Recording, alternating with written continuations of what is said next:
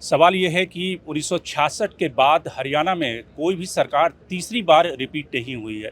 क्या बीजेपी इस जो मिथक है उसको तोड़ पाएगी? और बीजेपी ने जो मैनिफेस्टो जारी किया है, तो ओम प्रकाश धनखड़ जो कि लगातार मैनिफेस्टो बनाते रहे हैं, जाटों के बड़े चेहरे, राज्य के पहले बीजेपी अध्यक्ष रह चुके हैं, मैनिफेस्टो कमेटी के चेयरमैन हैं, उनसे समझते हैं।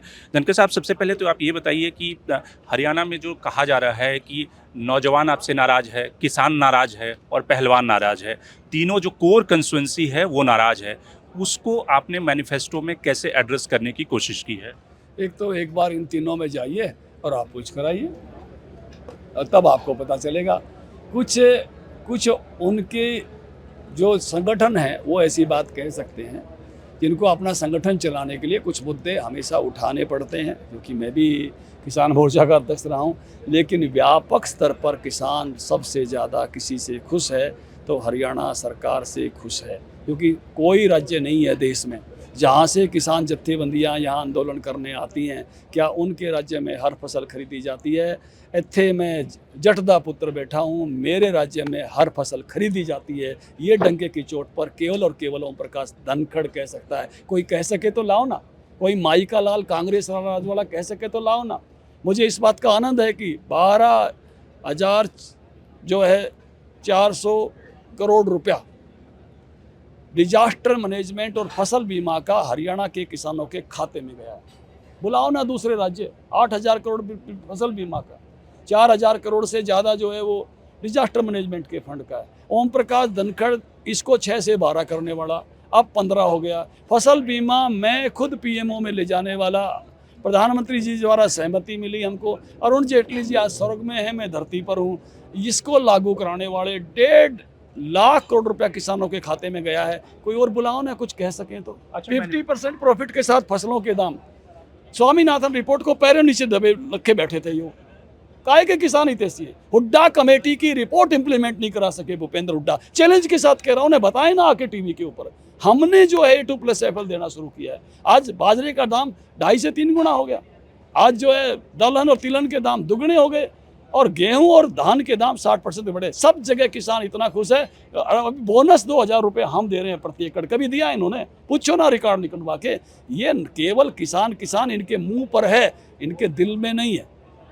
भाजपा के दिल में किसान है, निकाल के देखो। और इसलिए किसान को सम्मान निधि देने वाली सरकार कोई है, किसान के लिए सर्वश्रेष्ठ करने वाली कोई सरकार है तो भारतीय जनता पार्टी है। अगर दोनों पार्टियों के मैनिफेस्टो को देखें, कांग्रेस और बीजेपी दोनों मैनिफेस्टो को देखें, 2,000 उन्होंने कमिट किया कि वुमेन को देंगे, 500 में गैस का सिलेंडर देंगे, तो लगता है कि दोनों पार्टियों का जो मैनिफेस्टो लगभग एक जैसा है। आपने उस पर शगुन के तौर पे 2,100 कर दिया 2,000 की जगह बढ़ा के। भाई साहब, मेरा मैनिफेस्टो तो समाज के हर वर्ग को घेरता है, हर जिले को घेरता है। वो तो अपने 5-7 बात लेके चले हुए हैं, वो कोई मैनिफेस्टो है? हर जिले के लिए हमने स्पेसिफिक कुछ चीज़ लाए हैं, हर वर्ग के लिए स्पेसिफिक लाए हैं। तो इसलिए भारतीय जनता पार्टी तो खिलाड़ी के लिए ओलंपिक लेवल की खलेसी ला रही है। जज्जर में एक नेशनल लेवल का खेल स्टेडियम बनाने का हम इसमें लेकर आए हैं। ऑर्बिटल ट्रेन इंफ्रास्ट्रक्चर, हर छोटे छोटे गांव तक भी वंदे भारत ट्रेन हमारी बादली फरकनगर से होते पर खरखोदा से होती जाएगी तो कितना मजा आएगा। खरखोदा जैसी 10 IMT खड़ी करके 5 लाख लोगों को रोजगार देने का संकल्प लेकर आए हैं। एक लाइन में बोल रहा हूँ, बिना खर्ची पर्ची के 2 लाख नौकरियाँ कांग्रेस के किसी भी नेता से बुलवा दे, गारंटी है, बोले ना। क्योंकि वो उनका इरादा भी नहीं रहा है, उनका मानस नहीं रहा है। उनके 2 लोगों ने कल उनके घोषणा पत्र की नाश पीट दिया। वो दिखाओ दोनों के वीडियो।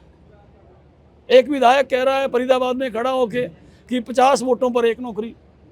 दिखाइए, ये घोषणा पत्र है। एक कह रहा है रिश्तेदारों तक को जो है माला माल कर देंगे। ये है कांग्रेस का घोषणा पत्र। असली नीयत कांग्रेस की है, उसको उजागर कीजिए।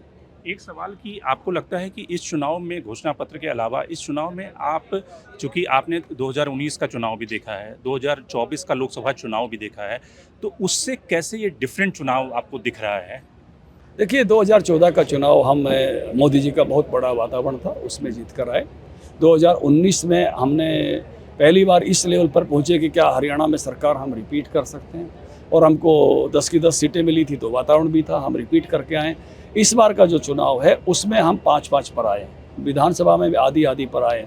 तो हम पूरी तरह से सजग हैं। जो पैरेलल टीमें जब मैच खेलती है ना, और जो उसमें से टीम ये सोचती है कि नहीं मुझे रिपीट करना है, तो हम उस दृढ़ संकल्प के साथ चुनावी मैदान में कि रिपीट करेंगे। ये बताएं कि जो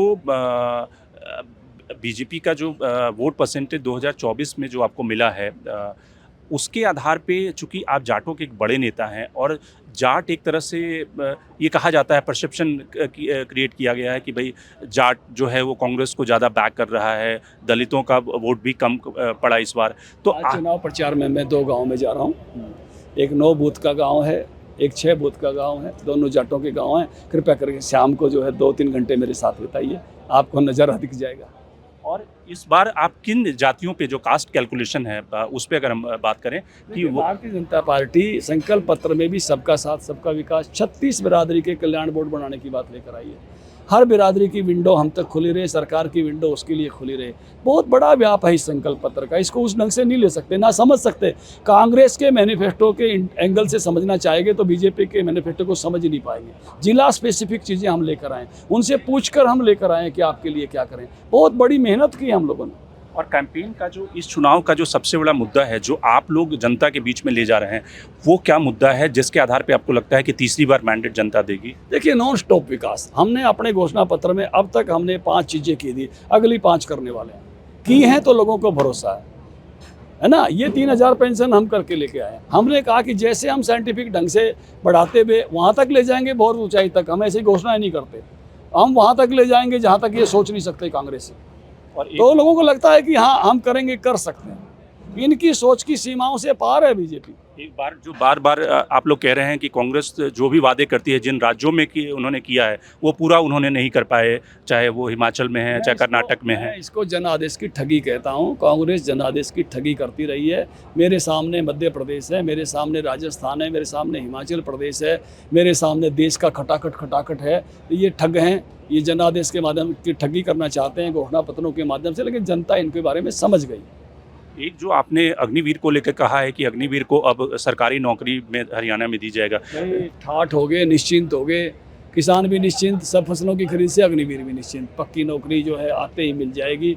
तो ये इतनी बड़ी घोषणा है कि आज मुझे लगता है कि सारे के सारे अग्निवीर जो हरियाणा से हैं उनके लिए तो मुझे लगता है जश्न का दिन है। एक अंतिम सवाल कि ये काफ़ी विनेश फोगाट जो चुनाव लड़ रही हैं उसको आप कैसे देखते हैं? ऐसे देखते हैं जिस तरह 90 भाई लड़ रहे, हमारी पार्टी के 90 लड़ रहे हैं, उनके जैसे वो चुनाव लड़ रहे नहीं, वो लड़ रही है, उसमें कोई अलग बात थोड़ी है। कोई ना कोई किसी न किसी पार्टी से लड़ता ही है। आप दीपक हुड्डा का भी बोलिए ना, पूछिए उसको आप कैसे देखते हो। एक खिलाड़ी वहाँ लड़ रहा है, एक खिलाड़ी यहाँ लड़ रहा है। आप स्पोर्ट्समैन जो पॉलिटिक्स की स्पिरिट है उसके तौर पे देखते हैं, क्योंकि बहुत सारे लोगों ने ये भी कहा कि पसंद आती है उससे वो खेलते हैं, लड़ते हैं, उसमें क्या खास बात है। बहुत सारे लोगों ने ये भी कहा कि भाई वो पहले से ही वो उनका ये एटीट्यूड था, इसलिए उन्होंने कांग्रेस ज्वाइन किया, वो पहले से मिली हुई थी और इसलिए वो आरोप लगा रही। जिसमें बीज होता है वही फल बनता है। मेरे में कहीं कुछ था तो मैं राजनीति में आया, आप में कुछ था तो पत्रकार बने। हर में कोई ना कोई सीड होता है। गुलाब के सीड से गुलाब खिलेगा, कमल के सीड से कमल खिलेगा, बीज बरगद के बीज से बरगद बनेगा।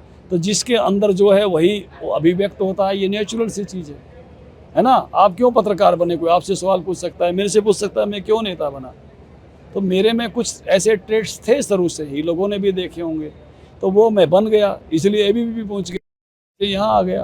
तो ये एक सबकी एक डेवलपमेंट की कथा है, इसमें कुछ खास नहीं है। बहुत बहुत धन्यवाद ओम प्रकाश धनखड़ जी का। और जिस तरह से कह रहे हैं कि मैनिफेस्टो में जो वादे किए गए हैं वो बीजेपी उससे पूरा करेगी और सारे वर्गों को, किसान या फिर पहलवान हो या फिर नौजवान हो, सबके लिए इस मैनिफेस्टो में समुचित इंतज़ाम किया गया है, उन्हें धरातल पे उतारा जाएगा। Shankar Animesh, the print.